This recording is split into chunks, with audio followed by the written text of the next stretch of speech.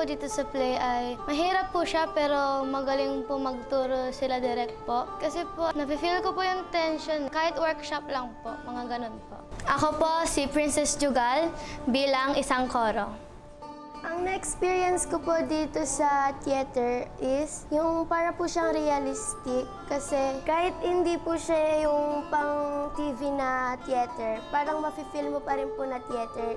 Kaya po, kung sasali ka po sa theater mo paglaki, parang ito na rin po yung experience. Malalaman niyo po yung experience kung ano po yun. Ako po si Ariel Janelle Ilaw bilang isang koro. Ang experience ko po dito sa theater ay medyo po mahirap pero po kailangan po namin gawin yung makakaya namin kasi po ipapalabas po namin to, papakita po namin sa ibang grade level po dito sa school namin para maengganyo po sila. Ako po si Andrew Orsal, isa po akong soul sister at koro. Ang natutunan ko po dito sa pagsali ng play ay magkakaroon po ako ng maraming kaibigan at marami po akong matututunan sa kanila at sa mga director ko po. At para po may ibang experience po ako sa buhay at mababalik-balikan ko po ito. Ako nga pala po si Zia Musico bilang koro. Ang best experience ko po dito sa ngayong play na po ito, yung pangalawang best ko na po nag-audition, tapos na-realize ko po na ang dami na pong nagbago sa akin. Like, tulad yung confidence po, mas tumaas pa talaga. Tapos, yung mga skills ko in dancing, in acting, and in singing, mas na-improve ko po talaga. So, lumabas po ako doon na wala pong regret. Sobrang nasayan ako sa ginawa ko. Ako po si Michiko Kamiya bilang koro. Sa play, marami akong na-experience, lalo na yung pagiging focus sa ginagawang play. Kailangan persistent ka. And then, dito ko rin natutunan kung paano magkaroon ng bonding with my co-actors. Ako nga pala si Shira Nicole Divina bilang isang soul sister. Ang best experience ko po dito sa theater is yung nakasali po ako as main cast. At yung sa akin din po is nagkaroon din po ako ng confidence sa maraming tao at marami po akong nadidiscover sa aking sarili. Kung ako ay isang Diyos, ang gusto kong baguhin sa mundo ay ang kasamaan. Dahil hindi bagay sa ating mundo ang kasamaan dahil ito'y hindi nararapat sa atin. Ako si Eliza Nicole Gregorio bilang Lakshmi at Koro.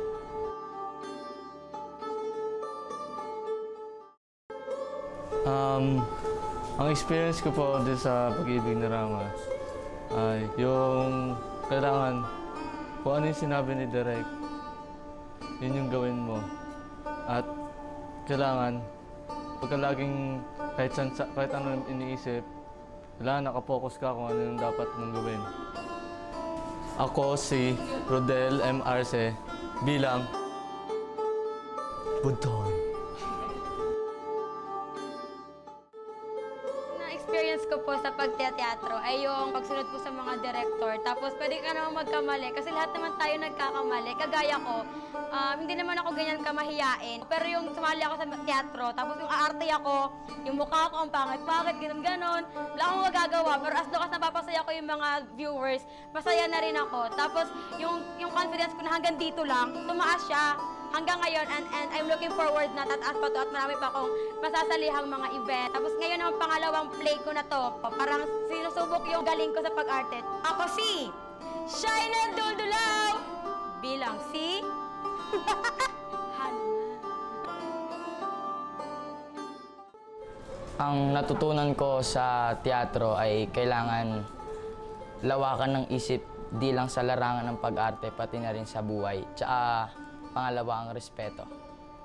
Naging masaya ako sa teatro kasi nagkaroon kami ng maliligayang alaala. Mas nagkaroon din ako ng kumpiyansa para sa sarili ko. Marami ring pagsubok ang dumating. Ang mahalaga may magagandang epektong naidulot ang teatro para sa sarili namin. Mas tumibay ang pagsasamahan namin at dahil doon, naging malapit ako sa mundo ng pag-arte. Napamahal ako sa pagtiteatro.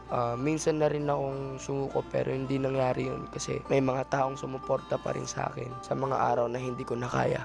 Ako si John Gabriel Escolano bilang Sagriba. Kung ako ay isang magiging Diyos, siguro ang babaguhin ko dito is yung pag-iisip ng mga tao na hindi kailangan maging mataas ka lagi. Kailangan lahat maging pantay-pantay. natutunan ko dito sa theater is, unang-una, tulad ng sabi nila, is respect. Kailangan mo respetuhin yung director, kailangan mo respetuhin yung mga nakakasalumuha mo. Ako, si Mika Montilla, bilang Maricha. Pag naging Diyos ako, siguro ang babaguhin ko is yung mindset ng mga tao na dapat maging open sila sa mga bagay-bagay. Ang natutunan ko sa play is lagi mong dapat ipakita lahat para mapasaya yung, masatisfy mo yung mga tao kasi ang sarap sa feeling na masatisfy mo yung mga tao sa ginagawa mo. Ako, si Cherry Ann Camagay bilang Sir Fanaka.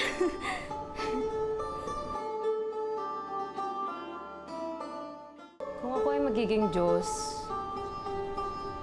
gusto kong itama kung ano yung mali. Natutunan ko sa pagtateatro is yung role, hindi lang siya act, kundi dapat ikaw, yung role na yun dapat maging ikaw at obey the directors. Ako si Celine de la Cuesta bilang Sir Fanaka. Kung ako ay magiging Diyos, ang magagawa ko na lang is lahat ng tao sana magkaroon ng integrity. And yung natutunan ko sa play is makinig lagi at makisama dahil napaka-importante ng koneksyon. Ako, si John Luis Camarote bilang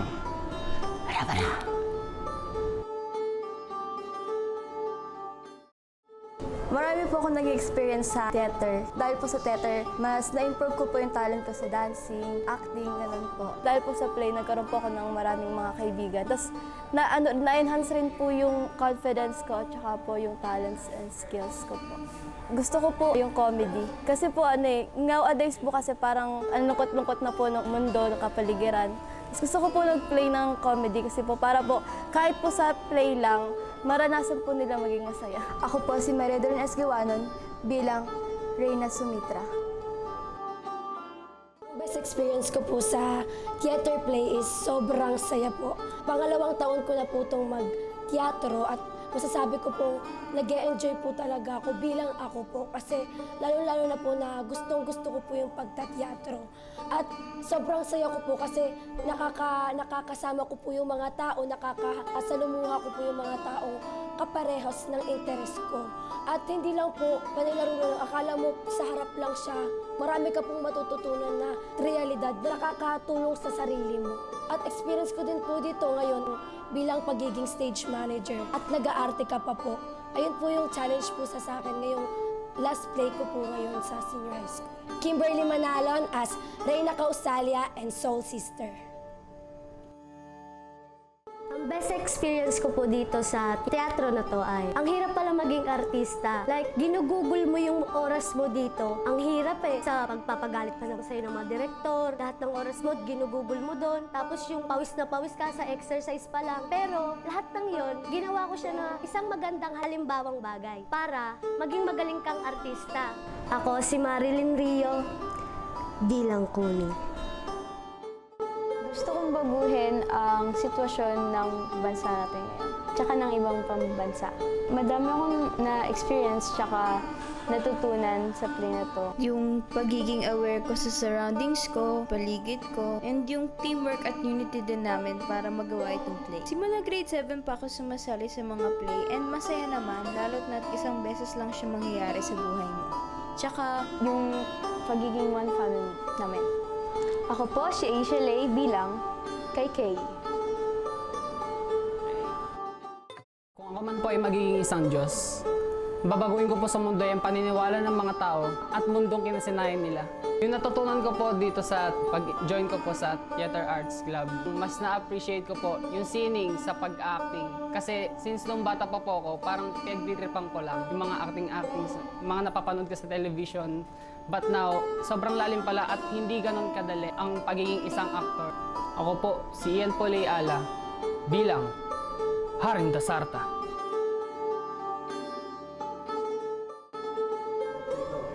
Kung ako po ay magiging God, ang gusto ko po mabago sa mundo ay yung pagtingin ng mayayaman sa may hirap. Marami po akong natutunang maraming bagay at marami po akong nakilalang bagong tao sa buhay ko. Isa po itong opportunity para sa akin na makasali sa one-time event. Ako si Jacobo Jose Banwa bilang Barata. Gusto kong baguhin yung mga tingin ng tao sa bawat sarili nila. Yung pagkapantay-pantay, inequality ng bawat isa. Mas maganda kasi tignan yung mga taong pantay-pantay tingin sa sarili. Ang mga natutunan ko is yung pag-arte. Sa kasi last year tsaka ngayon, pareho lang, halos pareho lang. So, yung pagiging pogi, macho, ganyan. Ako, si Inigo Yoshikazu S. Matugino bilang Lakshmana. Tungkol sa ginagawa namin, siguro yung maging tagapagpayo ni Ram ay malaking pribilehiyo sa akin. Hindi lang sa pagiging karakter, kundi sa magiging isang individual. Na ipapakita ko yung pagpapayo, hindi lamang sa play, kundi pwede ko siya i-relate sa tunay na buhay ko. Itong kwento na to, masyado siyang kakaiba talaga sa una kong nasamahan. Talagang medyo challenging siya. Bilang isang matandang ermitanyo na tagapayo, nag-adjust din ako ng gusto kasi siyempre ipakita ko na ermitanyo talaga ako. Which is yun yung pinaka-challenge pagdating sa teatro. Sobrang saya ko na nakasama ko yung kasama rin namin dati. Sobrang saya ko doon kasi nakikita kong improvement nila na sila mismo. Ginagawa nila yung best nila. Nag-uusap-usap sila para karoon sila ng koneksyon at maging efektibo yung play namin ngayon. Ako nga po pala si Mr. Alfredo Escoña, gumaganap bilang Vish Bamitra. Kung ako po ay magiging isang Diyos, ay gusto ko po ang bawat isa sa mundo magkaroon ng takot sa Diyos at baguhin ang kanilang pamumuhay. Gusto ko po maging faithful silang servant ng ating Panginoon. Masasabi ko po na ang play na po ito ay isa sa the best experience ng aking senior high school life. Kasi po, dito po nakakilala po ako ng mas maraming kaibigan at sila direct po nakilala ko po at sila po yung mga taong nakatulong sa akin upang mapalabas yung tunay kong talento. Kung dati, loko-loko lang sa akin yung pag-acting, pero ngayon, natutunan ko na kaya ko pala at kaya kong seryosohin lahat ng aking ginagawa. Ako si Lavrin Llanes bilang si Sita. Kung ako po ay magiging Diyos, gusto ko po mabago yung mga taong mapangusga at gusto ko po magkaroon ng kalayaan at pagkakaisa sa bansa natin. Sa totoo lang, hindi ko talaga hinangad na magiging isa ako sa mga lead role. And isa tong challenging experience para sa akin na mas nagkakaroon ako ng pagkakataon na makilala ko yung sarili ko at magkaroon ng pakikisalamuha sa ibang tao. Ako si Samantha Lauren Palma bilang Sita.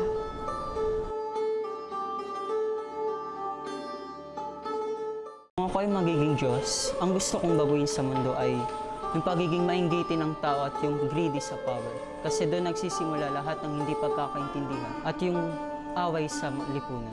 Yung hindi ko makakalimutang experience sa theater na to is yung na-improve ko yung sarili ko, yung akala ko mahihain ako pero eto, naging bida ako sa play and mas nag-i-improve pa. Ako nga pala si Kent Ivan Delina, gumaganap bilang Rama. Play na to kakaiba because first thing is ginanapan ko rin siya. So mahirap pero masaya. Excited and at the same time is kinakabahan in a sense that play is really magical. There are kings, queens, demons, the good and the bad. Combination siya ng love story, brotherhood, respect, friendship. Pinaghalo-halo yung acting, kanta, sayaw in a one stage play. Kaya makutuloy ko talaga isa sa pinaka-magical. And again, sa choreography, sobrang challenging because iba yung step niya. Hindi siya hip-hop, hindi siya puro breakdancing. Like na meron ngayon.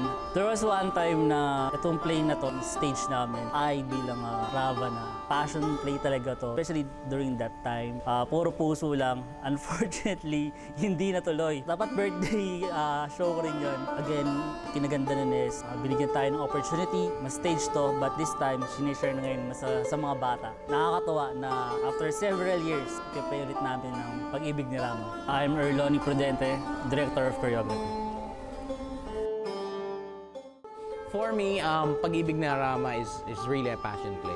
Me and my co-directors, pangatlong play na namin to, and we were thinking na if we were going to do this as a Grand Slam, dapat malapit sa puso namin. In 2001, narinig ko yung Pag-ibig na Rama. I saw my colleagues on the stage. It was really beautiful. Naisip ko na if I was part of the play, siguro masayang-masaya ako. So, I was very lucky na inulit nila yung production ng play. My friends were kind enough to call me para isama ako dun sa play. And that was one of the best decisions of my life because it was so memorable. Hindi ko makakalimutan yung mga ginawa namin, mga pinagsamahan, and also the learnings that I was able to achieve from doing the play. Forward today, I was able to realize na yung mga natutunan ko is something that I treasure that I can give to someone. So every time na magtuturo ako sa mga bata ngayon, I make sure I always try to strive for them to reach their potentials. I was able to make sure as well na hindi kami susuko. If a kid or isang estudyante ay nakikitaan namin ng pinanghihinaan ng loob, we make sure we inspire them to be at their very best every single time. So I'm lucky to be included, becoming one of the directors of the play and touching the lives of the kids. For me, that is something that I will treasure forever. Ryan Computerich Montalvo, Stage Production Director. Making this play for St. Bernadette is an ambitious project for its 37th founding anniversary. I mean, we worked with some of the kids before, but this is a different material. We have gods, kings, queens, demons, and animals. As a director, we don't want it to be just an ordinary school play. We want it to be one magical performance starred by professional actors. Our job is to make the kids pro young thespians. They attended series of workshops. They are trained to say kamusta in 6 different emotions. They are trained to work their emotions up and not give it in one blow. They are trained to work on all parts of their body, to respect their co-actors, the script, and their props. I remember the directors worked with the lead roles, the demons, choreography, and the singing part all in one day. And whoa, we went home so emotionally exhausted. But we were happy because the kids, day by day, started to understand their roles. I guess as long as we see kids inspired and getting a sense of fulfillment in what we do, together with my co-directors, we will not stop teaching theater arts. We work with the kids firsthand and we see them disappointed, sad, happy, and fulfilled. And these are all acceptable feelings in the world of theater. And being accepted of what they really are with no judgment validates that we, in one way or another, giving inspiration to the kids. I am Maureen Acosta Laino, writer, director. This musical play this year is something that I could easily teach to my students in a class. But this is an opportunity for me to let them explore the story, the theme, the plot, the magic, the romance about Rama and Sita, all with the magic that we create on stage and having them dance and perform with all the passion that they have in the performing arts. That, I believe, is good enough reason for me to push through with this third offering from St. Bernadette College of Alabang. It's simply a manifestation of how the parents, the administrators of the school, and most especially the students from the basic education department come together in such a way that we will be able to showcase not only the talents and the commitment of these students, but also the love for one another and how we'll be able to cooperate in showing, of course, what the school can humbly show. Namaste, I'm Maria Ramona Cosay Gonzalez, adaptation writer and creative director. I believe performing arts is one of the best vehicles in bringing out the best amongst our Bernadettians, at the same time instill discipline in them. It's also a good marketing tool in which our school becomes an instant performing arts center. But most importantly, plays like this gives a way for our Bernadicians to express themselves, to show their passion in arts, and for them to know how far they could go. And that's a celebration of life. I am inviting you to the 37th founding anniversary presentation of St. Bernadette College of Alabang, entitled Pag-ibig ni Rama, a musical adaptation, coming this February 2020. I am Ms. Richie Rabonza de Guzman, the producer.